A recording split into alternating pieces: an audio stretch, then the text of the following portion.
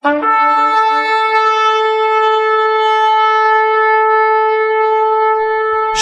et bienvenue pour cette nouvelle vidéo. Aujourd'hui, nouvelle vidéo qui s'intitule « L'islam n'est pas supérieur et au-dessus des autres ». Je fais cette vidéo pour répondre à tous les fanatiques musulmans qui osent prétendre que l'islam est la religion supérieure qui domine sur les autres, qu'elle est au-dessus des autres, qu'elle est la plus élevée et que les autres sont inférieurs.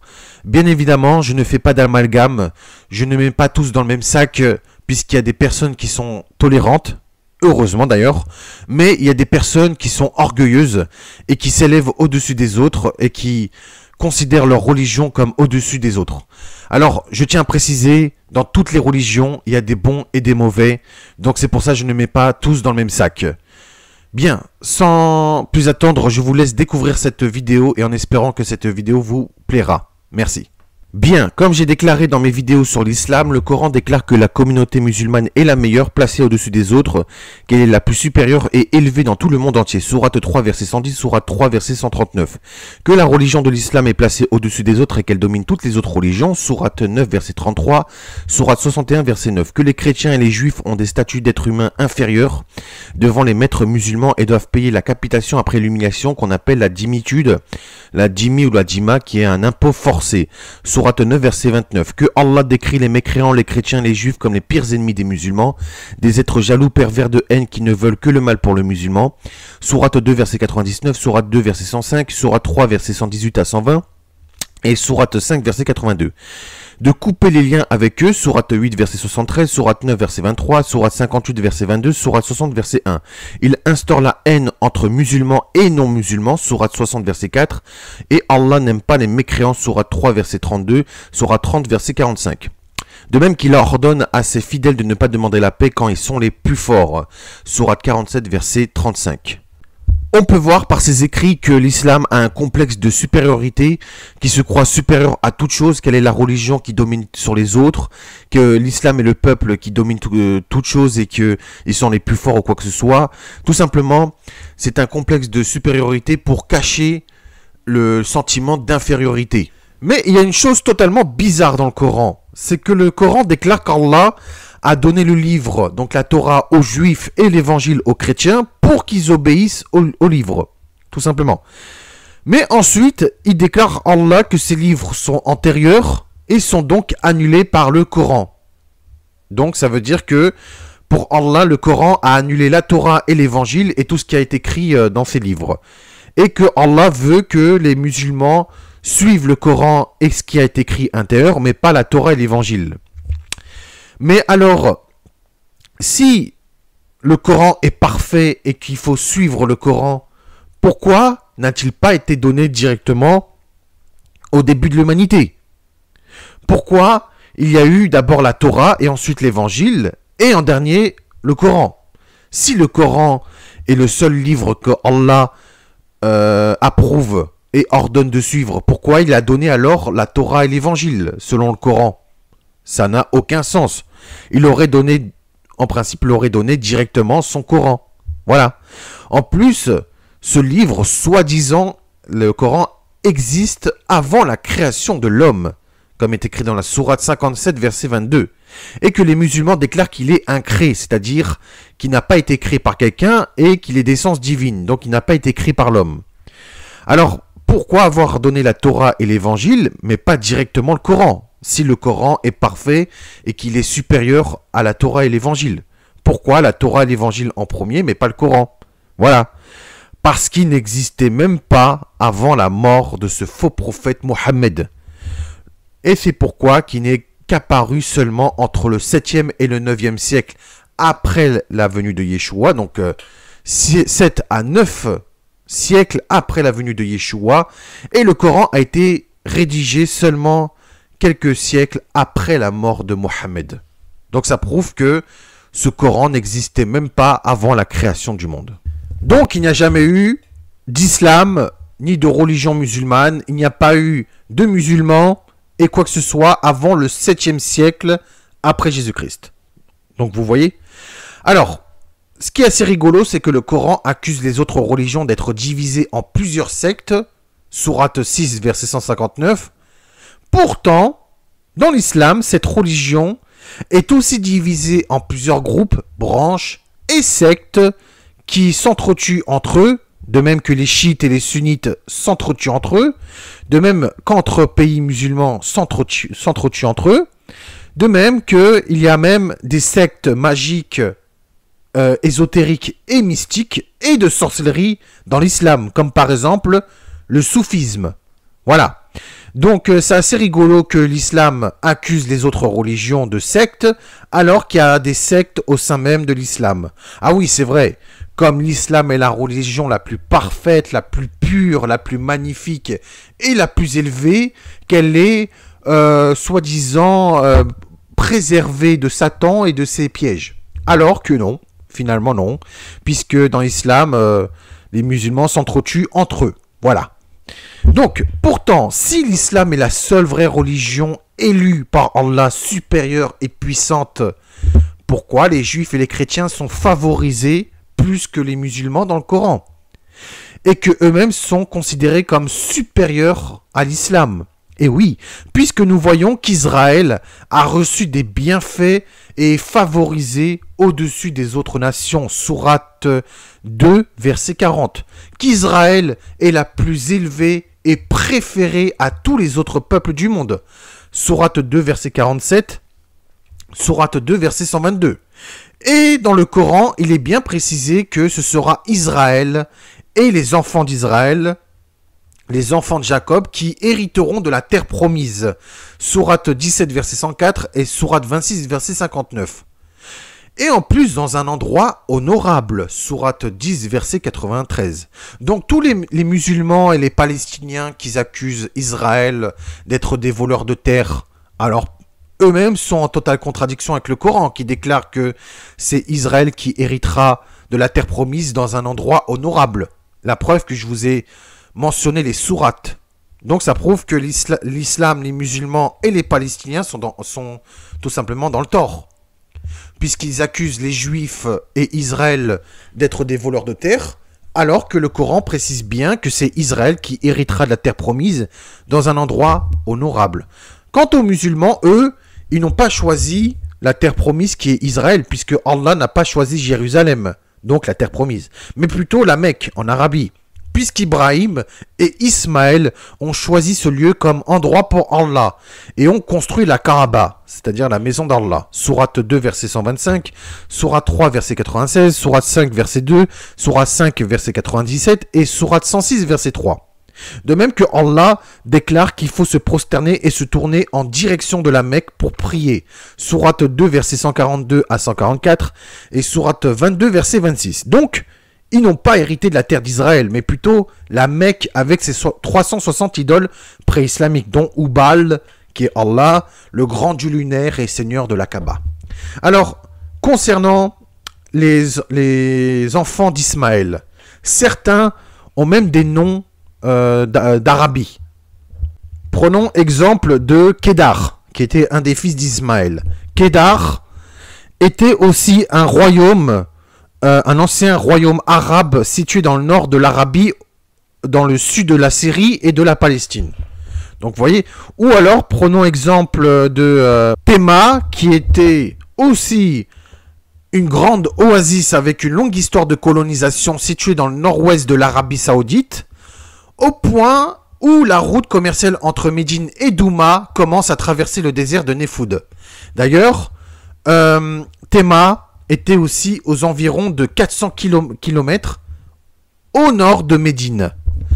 D'ailleurs, les enfants d'Ismaël étaient des Ismaélites qui se promenaient avec des caravanes et que eux-mêmes se dirigeaient vers le désert de l'Arabie et que eux-mêmes, dans la fameuse histoire de Joseph qui a été vendu à des Ismaélites, que eux-mêmes se rendaient en Égypte.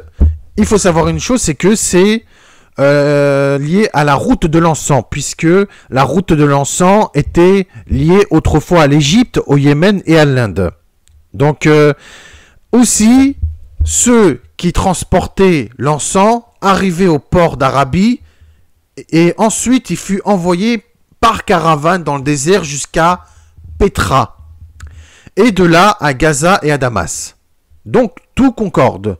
On voit bien que les Ismaélites étaient des Bédouins et que ensuite ils ont choisi tout simplement l'Arabie.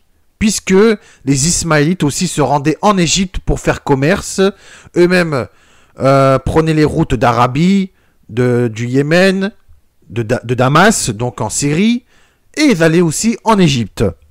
Donc vous voyez, donc on voit bien que Allah a choisi l'Arabie et non Jérusalem.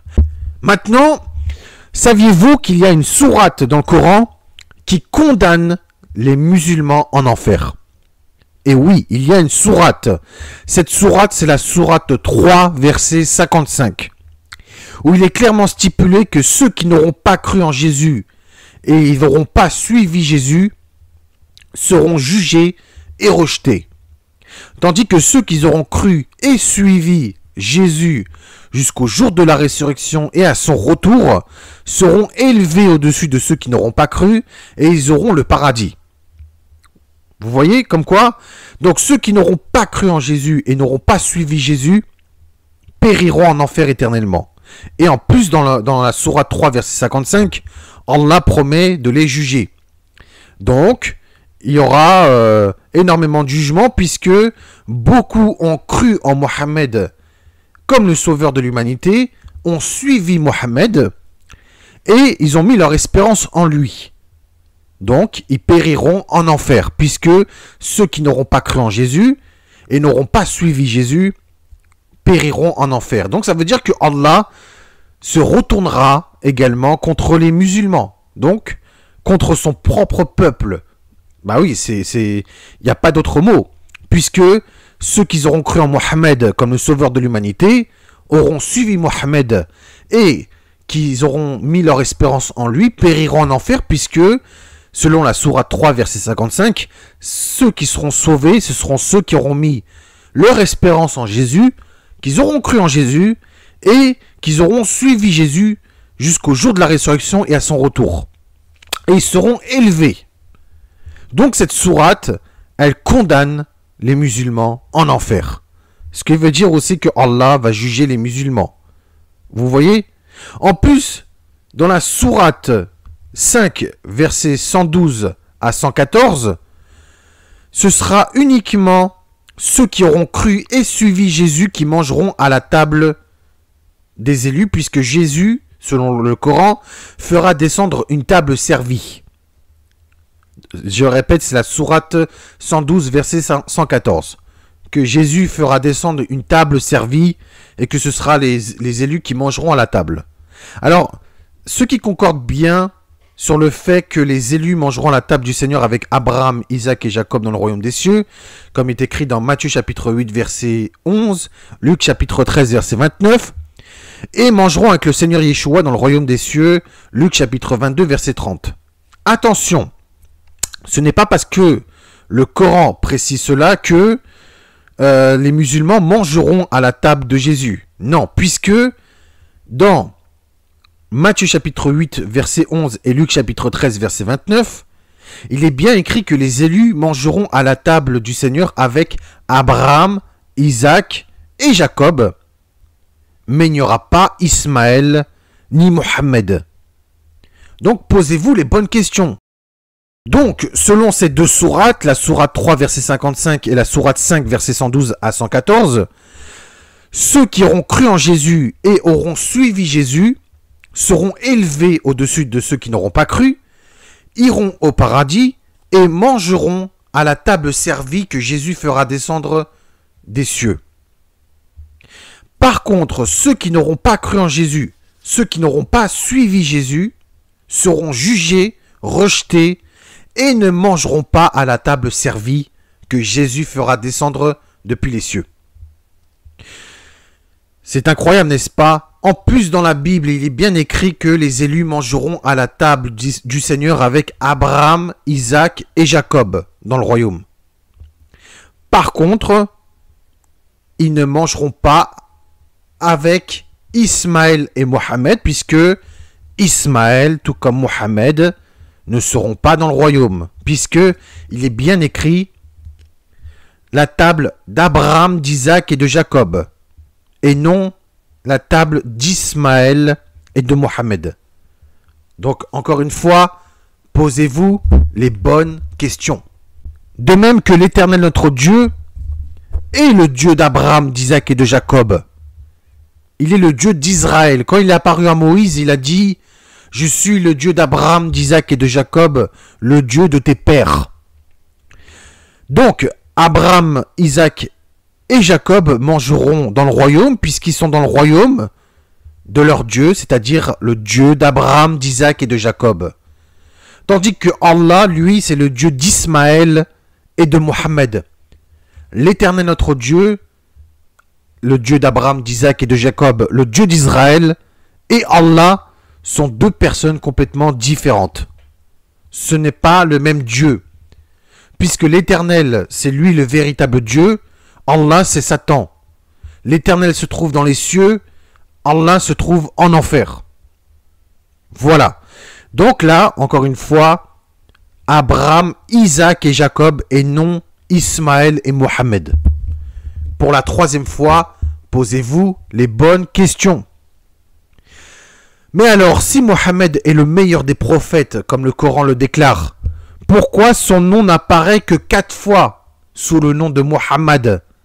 Et oui, puisque son nom apparaît dans la sourate 3, verset 144, sourate 33, verset 40, sourate 47, verset 2 et sourate 48, verset 29. Donc 4 fois. Le nom Muhammad apparaît que 4 fois dans le Coran. Posez-vous les bonnes questions, encore une fois. Ensuite, dans le Coran, le nom Hamad n'apparaît qu'une seule fois, dans la sourate 61, verset 6. Dans le Coran, le titre de Allah et son messager n'apparaît que 14 fois. Le titre messager d'Allah n'apparaît aussi que 14 fois. Ismaël lui-même n'apparaît que 14 fois. Vous voyez? Donc, c'est assez bizarre. Tandis que les prophètes d'Israël, eux, sont cités plusieurs fois. Comme le nom d'Israël apparaît 42 fois. Abraham, 68 fois. Isaac, 16 fois. Jacob, 18 fois. Jésus, 27 fois. Marie, mère de Jésus, 32 fois. Moïse, 158 fois. David, 17 fois. Salomon, 19 fois. Joseph, 33 fois. Et ainsi de suite.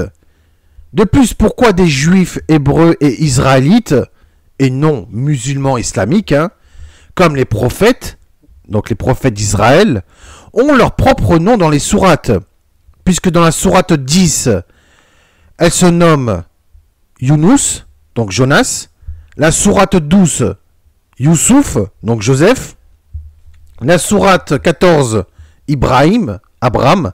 La sourate 19, Mariam, donc Marie. La sourate 71, Nuh, qui est Noé. Et même la sourate 21, c'est Al-Anbiya, qui est les prophètes. Donc, Allah haït les juifs et les chrétiens, pourtant, il a repris des noms de juifs, hébreux et israélites au sein même du Coran. Voilà, on peut se poser des questions. N'oublions pas qu'ils ne sont pas musulmans. Les prophètes ne croyaient pas en Allah, n'avaient pas comme Dieu Allah, ne parlaient pas arabe, n'avaient pas le Coran comme livre, ne se prosternaient pas en direction de la Mecque, ni n'attestaient que Muhammad était l'apôtre et l'envoyé d'Allah. Ils ne priaient pas dans une mosquée, ni dans la Kaaba, et en aucun cas ils étaient soumis à la loi d'Allah. Alors, si les prophètes étaient musulmans comme les musulmans le proclament, comment pouvaient-ils donc proclamer la shahada, puisque Mohammed est venu en l'an 600 après Jésus-Christ. Et Mohammed s'est fait connaître seulement vers le 7e siècle après Jésus-Christ. De plus, le Coran a été rédigé entre le 7e et le 9e siècle. Donc, comment pouvez-vous m'expliquer alors? Comment les prophètes pouvaient-ils proclamer la shahada, dire qu'il n'y a point d'autre Dieu qu'Allah, et Mohammed est son messager et son apôtre? Voilà donc. Et comment pouvait-il donc proclamer? Mohammed n'existait même pas à l'époque des prophètes. De plus, les prophètes ne priaient pas dans une mosquée puisque la première mosquée a été construite en 622 par Mohammed en Arabie Saoudite. Donc cela veut dire qu'il n'y a aucune continuité, que l'islam n'est pas la continuité du judaïsme et du christianisme, et que l'islam n'a aucun lien avec le judaïsme et le christianisme. Voilà. Alors, le Coran mentionne bien Isaac, Jacob, Israël, les 12 tribus d'Israël, les 12 fils d'Israël, ainsi que les prophètes. Sourate 2, verset 136, Sourate 3, verset 84 et Sourate 4, verset 163. Il mentionne dans ces trois sourates Isaac, Jacob, les 12 tribus d'Israël, etc.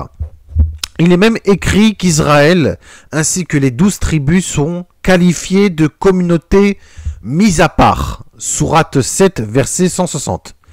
Cela concorde bien avec Nombre, chapitre 23, verset 9, qui est écrit qu'Israël est un peuple qui a sa demeure à part et qui ne fait point partie des nations. Ensuite, la révélation et le livre fut accordé à Isaac, Jacob et Israël donc, et à leur descendance avec une promesse d'une récompense dans ce monde et une place de choix dans l'autre monde. Sourate 29, verset 27. C'est bizarre quand même que Israël est plus favorisé que l'islam dans le Coran, hein. C'est quand même assez étrange.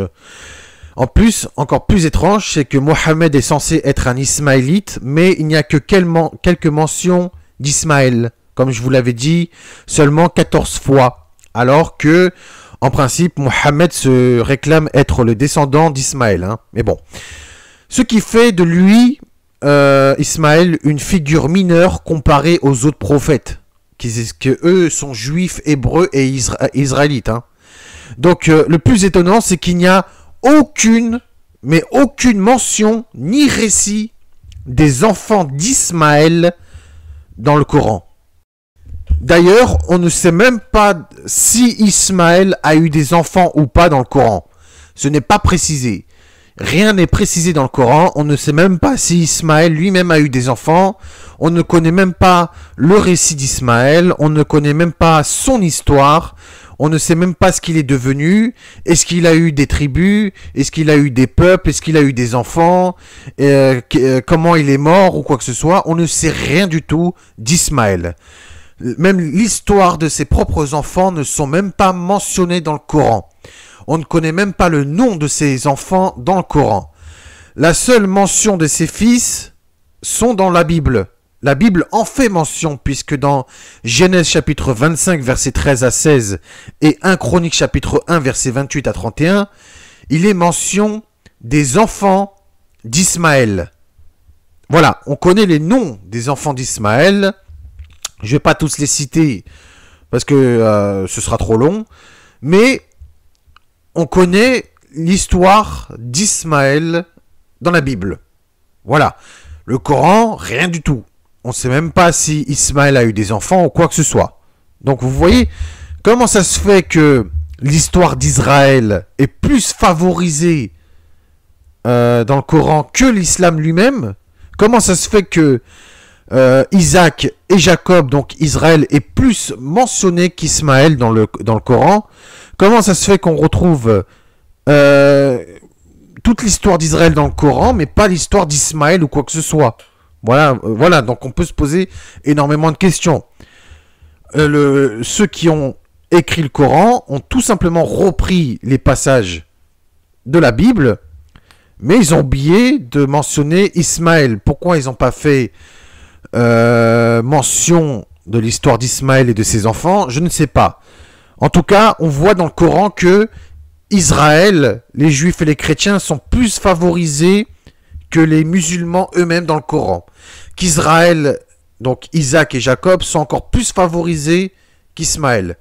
Donc, on voit que l'islam n'est pas une religion supérieure, hein. On voit qu'il y a un problème. Allah, quant à lui, il sait très bien que les juifs et les chrétiens sont le peuple de Dieu, le véritable Dieu, le Dieu d'Abraham, d'Isaac et de Jacob. Voilà. Allah avait comme plan d'instaurer la haine et l'inimité entre les musulmans et les non-musulmans. entre l'islam et les autres religions. D'ailleurs, on voit bien la haine contre les juifs et les chrétiens dans les pays musulmans, puisque les chrétiens se font couper la tête, également les juifs, ils se font persécuter et ils se font tuer. Voilà, des innocents se font tuer dans les pays musulmans. Et donc, les juifs, les chrétiens sont traités de koufar, de mécréants, d'incroyants, de tout ce que vous voulez, et que ce sont des êtres totalement inférieurs aux maîtres musulmans supérieurs. Hein. Donc voilà. Alors, nous voyons donc que Israël, ainsi que les prophètes juifs, sont mentionnés dans la quasi-totalité du Coran, que les juifs et les chrétiens sont plus favorisés dans le Coran que les musulmans, mais Allah a tout fait en sorte de les haïr, c'est-à-dire de haïr les juifs et les chrétiens. Eh bien, Satan, en réalité, déguisé en Allah, a voulu tromper le monde entier. Il a fait en sorte que tous les passages de la Bible soient repris et introduits dans le Coran pour dire qu'il y a une continuité et qu'Ismaël a aussi hérité de la promesse, et en disant qu'avec Ismaël, représenté par Mohammed, les Arabes et les musulmans peuvent avoir le royaume des cieux en héritage. Sauf que c'est faux, puisque l'héritage de Dieu se passe uniquement en Isaac, se trouve uniquement en Isaac. Il faut passer par Isaac pour avoir l'héritage et la promesse. Ensuite, Jacob et Israël. Donc, il n'y a pas Ismaël. Ismaël, ni Mohammed, ni l'islam ont hérité de la promesse, ni de l'héritage. Voilà. Puisque c'est d'Isaac qu'est sortie l'alliance et la promesse. Ismaël n'a pas eu d'héritage avec Isaac. Voilà. Et qu'Ismaël ne fait pas partie d'Israël. En réalité, Allah, Satan et Ismaël Mohammed ont voulu voler l'héritage de Dieu et de son peuple pour dire qu'ils sont maintenant les seuls et véritables héritiers, sauf que ce n'est pas la réalité. Allah n'est pas le Dieu des juifs et chrétiens, et les musulmans ne font pas partie du peuple de Dieu. Mais, s'il y a des musulmans qui veulent se convertir et qu'ils abandonnent Allah, Ismaël, Mohammed, l'islam et le Coran pour faire alliance avec le Dieu d'Abraham, d'Isaac et de Jacob à travers les alliances, commandements et par le sacrifice et rachat de Yeshua, qui est lui-même un fils d'Isaac et de Jacob, Israël, et non un fils d'Ismaël, ils seront sauvés. Voilà. Donc, un musulman qui abandonne l'islam, qui abandonne Ismaël, qui abandonne Allah, Mohammed et le Coran, et qui se tourne vers le Dieu d'Abraham, d'Isaac et de Jacob, qui entre dans les alliances, la circoncision, les alliances de l'Éternel, qui observe les commandements et qui est racheté par le rachat du sacrifice de Yeshua, fils d'Isaac et de Jacob, et ben il sera sauvé. Et il fera partie de la promesse, puisqu'il a fait alliance avec le Dieu d'Abraham, d'Isaac et de Jacob. Voilà. Par contre, si un musulman ne fait pas d'alliance avec le Dieu d'Abraham, d'Isaac et de Jacob, il ne sera pas sauvé. Voilà, tout simplement. Donc tout doit passer par le Dieu d'Abraham, d'Isaac et de Jacob, puisque aussi la promesse est faite par Isaac et non Ismaël. Voilà. En réalité, le Coran a tout simplement repris les histoires de la Bible pour ensuite les modifier à sa sauce, dire qu'il y a une continuité du judaïsme et du christianisme, tout en disant et en proclamant que le Coran a aboli et a rendu caduques ces religions, et que maintenant, soi-disant, l'islam est la seule et véritable religion, alors que c'est totalement faux. Mohammed est un faux prophète, il n'a jamais été annoncé dans la Bible, ni par les prophètes. Personne n'a dit qu'un certain Mohammed ou Ahmad viendra sur terre. C'est complètement faux. Mohammed est tout simplement ce voleur que Yeshua a annoncé dans la Bible, que ce voleur vient pour voler les brebis du Seigneur et afin de les égorger et de les détruire, mais aussi de les égarer. Mohammed est ce voleur que Yeshua a annoncé dans la Bible. Mohammed est ce faux prophète qui a été annoncé dans la Bible. Voilà. Bien, c'est la fin de cette vidéo. Je vous dis shalom uvracha à tous et à toutes. Prenez soin de vous, que le Seigneur vous éclaire et que le Seigneur vous guide et que le Seigneur vous fait montrer le véritable chemin à prendre. Shalom, merci de m'avoir écouté. À très bientôt.